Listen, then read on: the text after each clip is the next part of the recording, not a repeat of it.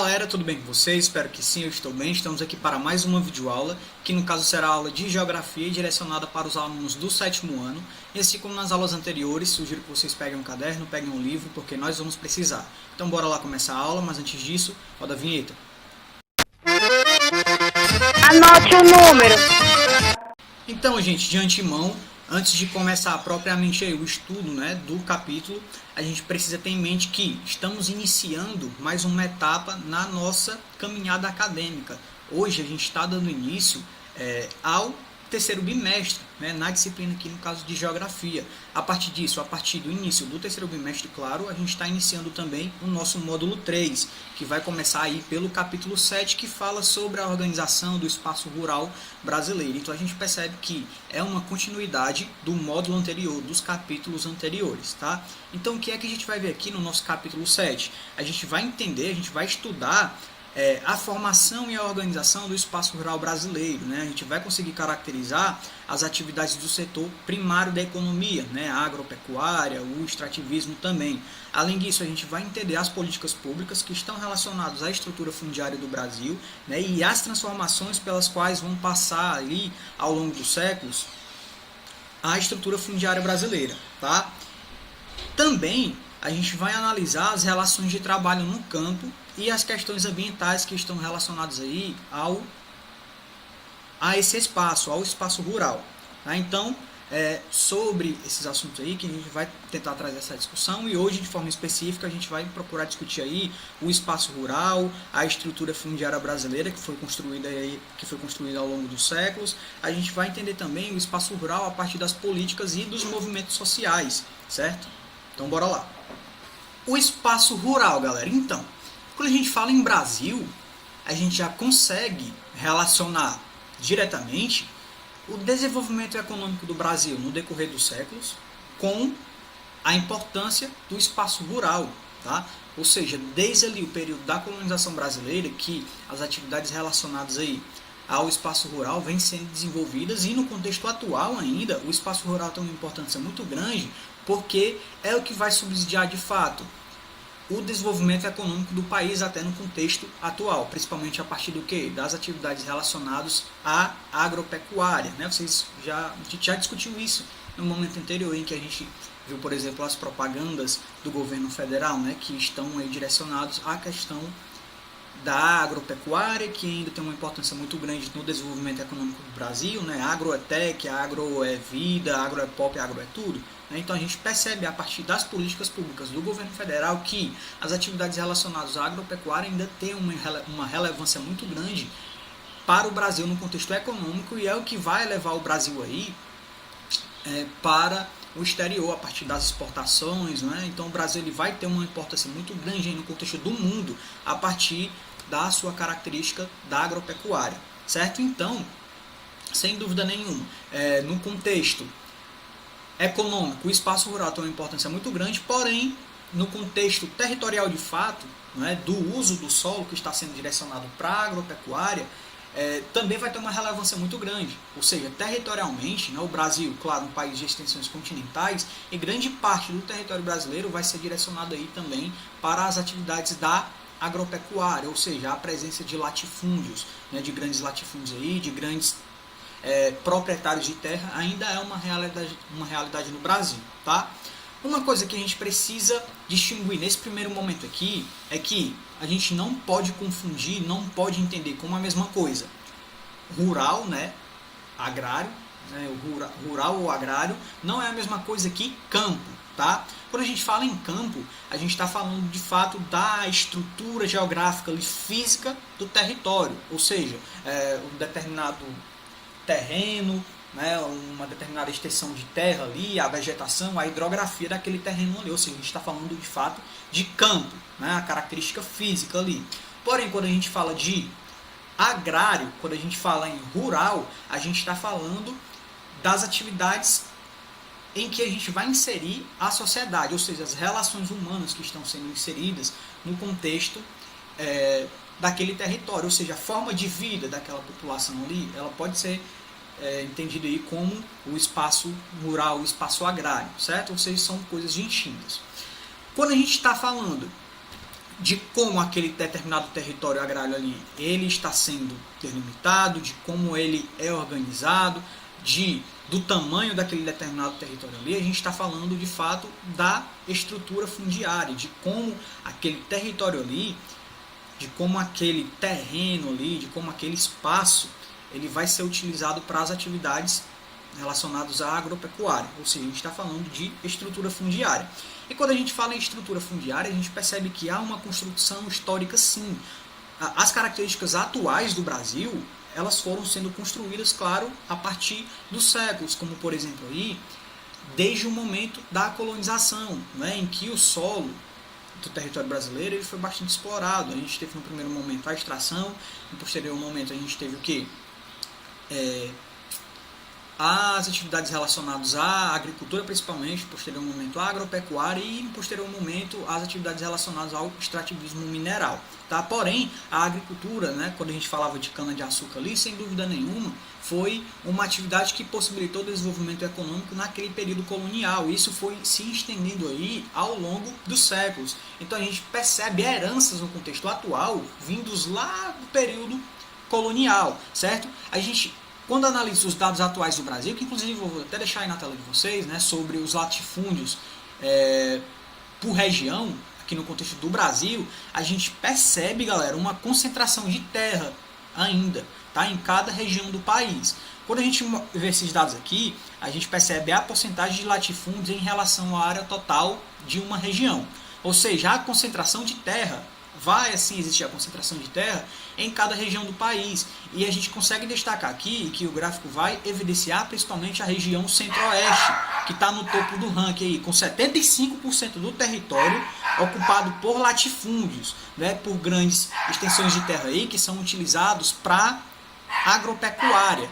Então, galera, no contexto atual ainda, a concentração de terra é uma realidade, certo? Que é uma herança aí do período colonial, no período ali das capitanias, né? A partir de políticas públicas que foram inseridas naquele momento colonial ali, certo? Por exemplo, as capitanias elas eram administradas pelo sistema de Seis Marias, né? A metrópole dava ali uma porção de terra para que os cidadãos portugueses plantassem ali, né? E explorassem as suas riquezas em troca da cobrança de impostos, ou seja, isso possibilitou, inclusive, a ocupação do território, né? E isso, claro, vai deixar aí marcas, deixou inclusive marcas no contexto atual, a partir da concentração fundiária, certo? Então, isso a gente consegue perceber no contexto atual. A partir disso, a gente consegue perceber que a estrutura fundiária brasileira possibilitou com que existisse, sim, né? Com que a concentração fundiária, né? A concentração de terras fosse uma realidade, inclusive, até no contexto atual, no primeiro momento, com a chegada dos portugueses aqui no Brasil, em que eles tinham o principal objetivo de fazer a extração, né, a retirada dos recursos aqui da nossa terra, a partir principalmente da extração do ouro, né, para enriquecer ali a coroa portuguesa principalmente. Eles chegaram e não se depararam no primeiro momento com o ouro. Então, a partir disso, eles procuraram outras alternativas aí para o desenvolvimento econômico da coroa portuguesa. Então, eles se direcionaram para a extração, né, principalmente a extração do pau-brasil. E isso possibilitou com que existisse também a disseminação da população portuguesa ali no território brasileiro, tá? Principalmente ali no primeiro momento no litoral brasileiro. Posteriormente eles começaram o que, galera? Com as atividades relacionadas à monocultura, né? Com a produção de uma única atividade, que a gente está falando da cana-de-açúcar aqui nos grandes latifúndios, em que a gente vai caracterizar o sistema de plantation, inclusive, não é? Então eles começaram a realizar essa atividade, as atividades relacionadas à monocultura, né? À produção da cana-de-açúcar, e isso, claro, possibilitou com que a procura de territórios, né, a procura aí, por terreno fosse maior, né, para fazer essa plantação, e claro, a distribuição da população no contexto do Brasil começou a se disseminar também, certo? Naquele momento, claro, a gente conseguia perceber que os mais ricos, lógico, eram os indivíduos que tinham a condição de se inserir no contexto de um território e fazer o uso daquele território ali a partir das suas plantações, que usavam o que, galera? Mão de obra escrava no primeiro momento. A gente tem os escravos indígenas e no posterior momento a gente tem a população africana, no contexto do Brasil, que se inseriram como escravos, né? Então, essas atividades começaram ainda mais a monopolizar o território brasileiro, né? De certa forma, as regiões ali, elas começaram a aparecer como regiões que concentravam terra, e isso e essas características, elas continuam até o contexto atual.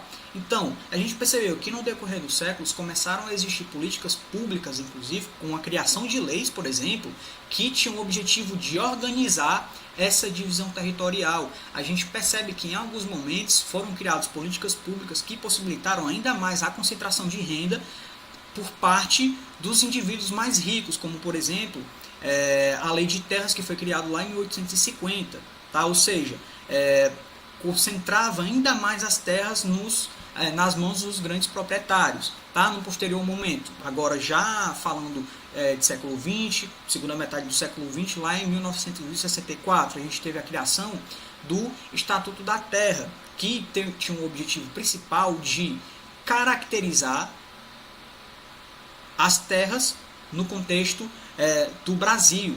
Tá? A gente teve a criação até do módulo rural, que era uma forma de dividir, de mensurar ali o tamanho das terras, dos latifúndios, e a partir disso poder caracterizar a estrutura fundiária do Brasil. Tá? Então, a partir disso, a partir do módulo rural, a gente teve a criação aí de algumas dimensões, né, baseado no modo rural, que foi possível dimensionar as propriedades e identificar o tipo de exploração que está sendo desenvolvido naquele determinado território ali. Então já está aparecendo na tela de vocês aí os exemplos, né? Imóvel rural, a propriedade privada ou pública que apresenta produção extrativista, pecuária, agroindustrial, imóvel rural. A gente tem a empresa rural também, né, que se encontra numa dimensão maior aí. A gente tem um latifúndio por exploração, a gente tem um latifúndio por dimensão, a gente tem um minifúndio no caso, e a propriedade familiar. Quando a gente fala em propriedade familiar, a gente percebe que é a área da região ali, né, que costuma ser explorado pela família do proprietário, né? Parte da produção é de consumo próprio, claro, para subsistência, e outra parte, né, o excedente no caso, é comercializado. Um minifúndio é uma área inferior ao módulo rural da região onde está sendo localizado, com produção agropecuária voltada para o mercado interno, né? Esse tipo de propriedade, ele vai ser responsável por 70% da produção direcionado ao mercado nacional, né? O latifúndio por exploração propriedade de até 600 módulos rurais da região onde está localizado, inexplorado ou com exploração deficitária e inadequada, né? E o latifúndio por dimensão, cuja produção ali vai ser geralmente destinado para o mercado externo, né? Então a gente está falando de agroindústria aqui no contexto do latifúndio por dimensão. Então, galera, essas são algumas características aí da estruturação fundiária no contexto atual, que sofreu aí intervenções, né, que foi sendo construída ao longo dos séculos.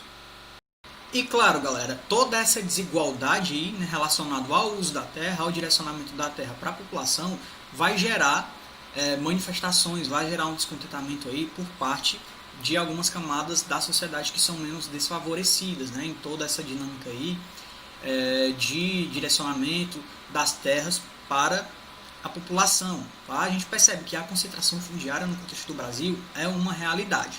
Ou seja, existem parcelas da sociedade que procuram reverter essa situação a partir de manifestações, a partir de formação de movimentos sociais de fato. Os movimentos sociais que a gente mais conhece no contexto do Brasil são as ligas camponesas, tá? Que se apresentam aí como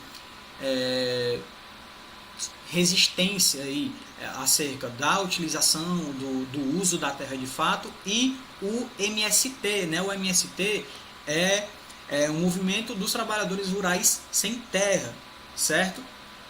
Que, claro, vão reivindicar ali, são movimentos que são importantes na defesa da reforma agrária e de melhores condições de trabalho e de vida no espaço rural, certo? Eles solicitam, inclusive, a reforma agrária, que é um programa do governo, né, que tem como base ali a democratização de terras por meio da redistribuição dessas terras, né, de forma igualitária para a população, em que as atividades relacionadas às atividades agrárias não fiquem restritas somente aos grandes proprietários, às grandes agroindústrias de fato, né, e que a terra ela seja bem dividida aí, para que a população ela, inclusive consiga sobreviver. Então essa é a luta dos movimentos sociais que existem aqui no contexto do Brasil, que procuram aí dissolver toda essa desigualdade, toda essa concentração latifundiária no contexto do Brasil, tá? Por hoje é isso, galera. A gente encerra a nossa aula por aqui. Eu espero que vocês tenham entendido e vocês já sabem, né? Caso não tenham entendido, entrem em contato comigo pelas redes sociais. A gente tem um Google Meet onde a gente pode ampliar essas discussões